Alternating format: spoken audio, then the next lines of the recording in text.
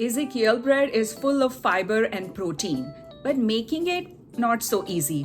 I tested two methods, one pull and fold and other KitchenAid.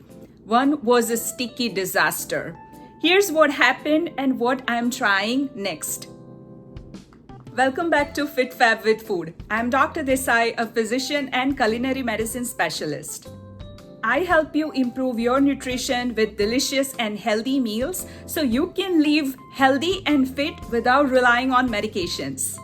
Today I'm testing my first attempt at making Ezekiel bread using freshly milled flour. Ezekiel bread is based on a biblical recipe that combines several grains and legumes. I put together my Ezekiel grain blend and ground it into fresh flour using my NutriMill impact mill. No sprouting this time, just freshly milled whole grain goodness. Let me show you how to make Ezekiel flour at home, which is fresh milled and nutrient dense. As I mentioned before, the Ezekiel flour blend is based on the different grains and legumes mentioned in Bible, like wheat, spelt, barley, millet, lentils, beans. I got really excited when I read about it in Sue Becker's book because this flour blend is naturally high in fiber, protein, and essential nutrients, and it can be used in making different yeast breads, non-yeast breads, muffins, cookies, and so much more. So here I added 4 cups of hard white wheat, 2 cups of spelt, 1 cup of barley, hulled, 4 tablespoons of white beans and kidney beans each. I also took half cups of sorghum millet and half cup of green lentils, which I decided to mill later separately as they are smaller grains. The rest of the grains I added in the hopper of my NutriMill impact mill and I ground them at the setting number 2. I learned that adding small amounts of grain in the hopper at a time worked better than adding a big amount all at once. So here I would like to show you the consistency of the flour that came out. It is pretty fine. Here I'm grinding bigger amount of grains, but if you like, you can have the recipe if you want to grind smaller amount of Ezekiel flour blend. Then I took the sorghum and green lentils together and ground them at setting 1 into fine flour. Once the flour was ready, then I combined it with the rest of my flour blend. I was planning to use some of this flour blend into making the bread and store the rest in the freezer for later use.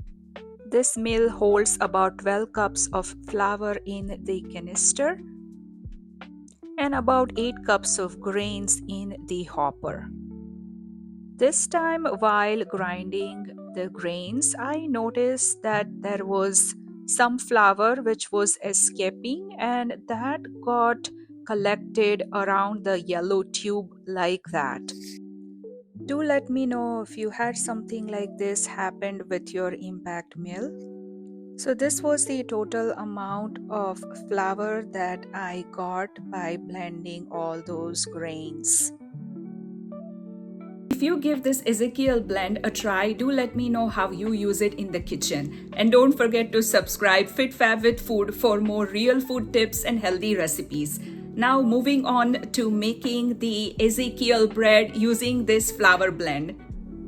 But you know what? Before we move on to making the bread, let's talk about, is it worth putting all the effort to make the bread using this Ezekiel flour blend?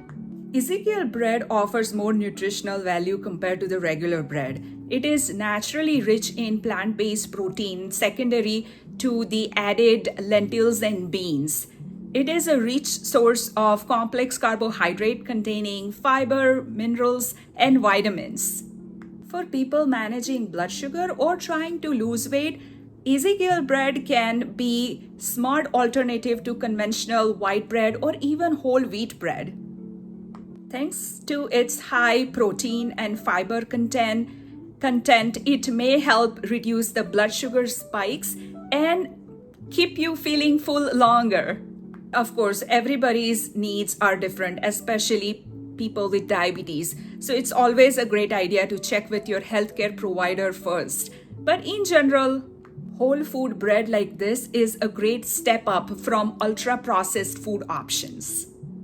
But baking from Ezekiel flour blend is very different from using the regular bread flour or even whole wheat flour.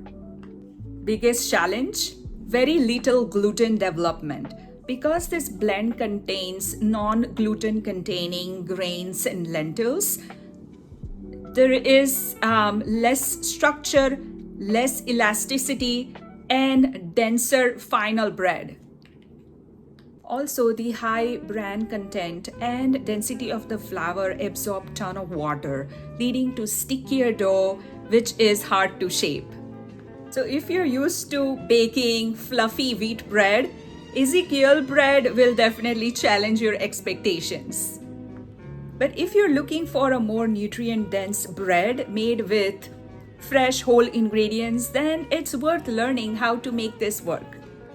So here for the pull and fold method, I took 3 cups of Ezekiel flour blend, that is about 322 grams.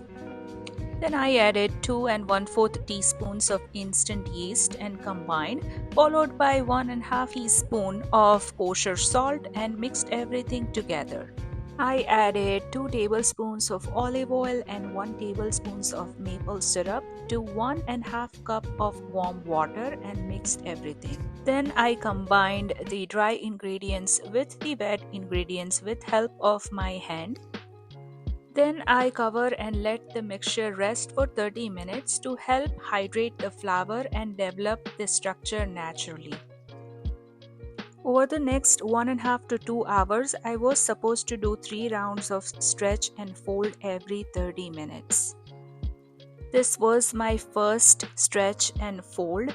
During this time, the mixture would break easily. I grabbed one side of the dough, stretched it upward and folded it over itself. I rotated the bowl and repeated it 3 to 4 times. After this, I covered my bowl again and let it rest for another 30 minutes.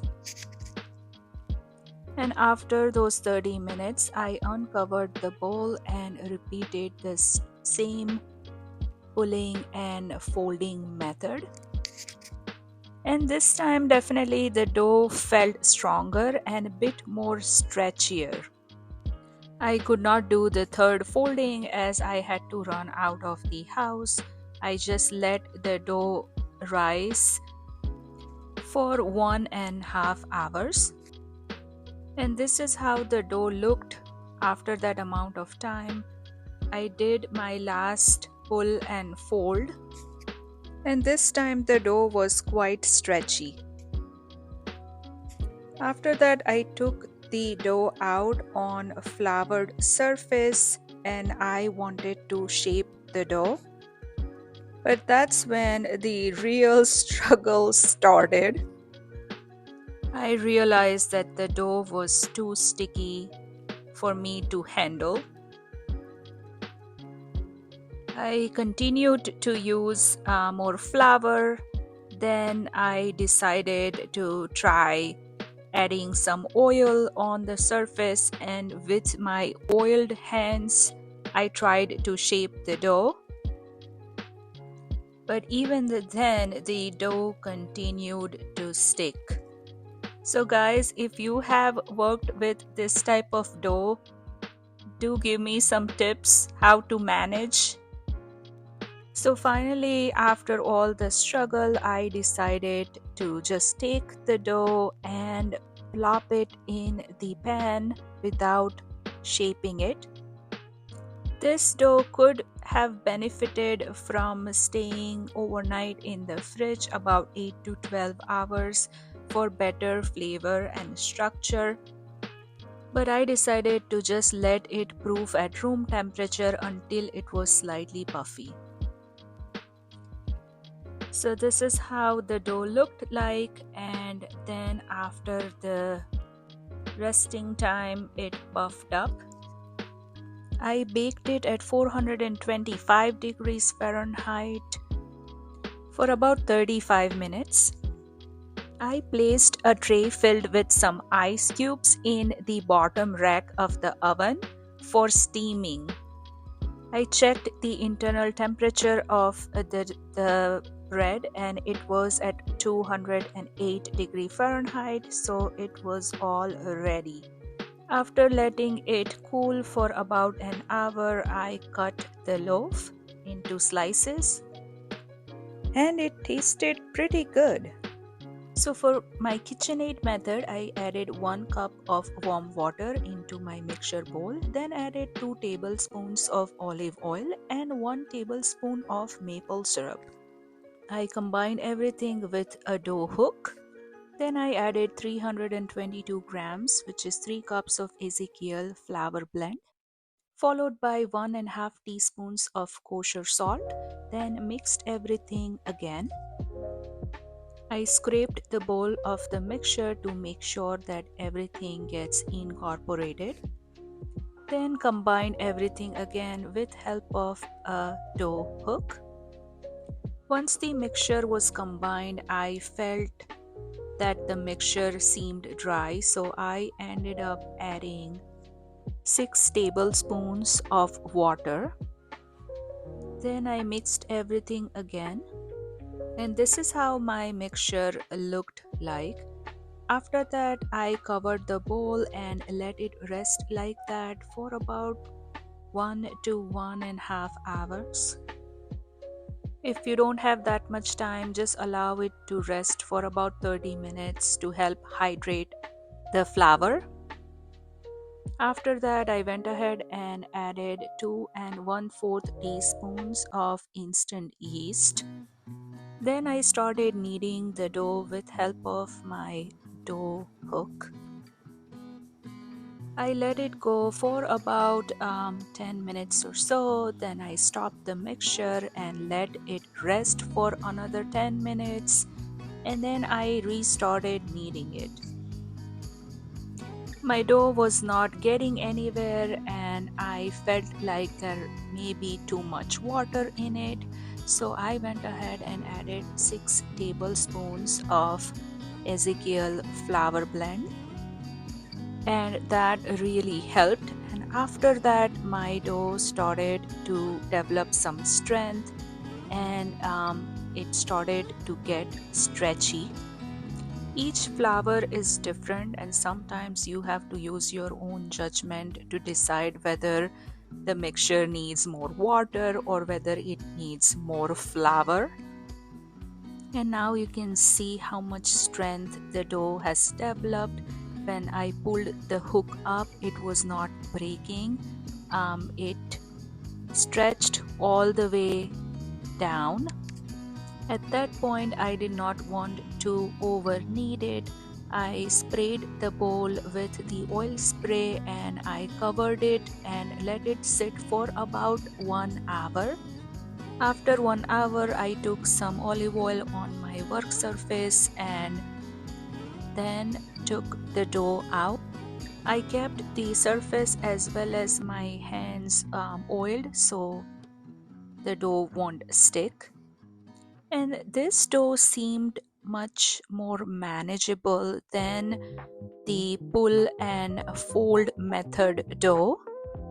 It was still sticky as you can see here, but somehow I was able to manage to shape it.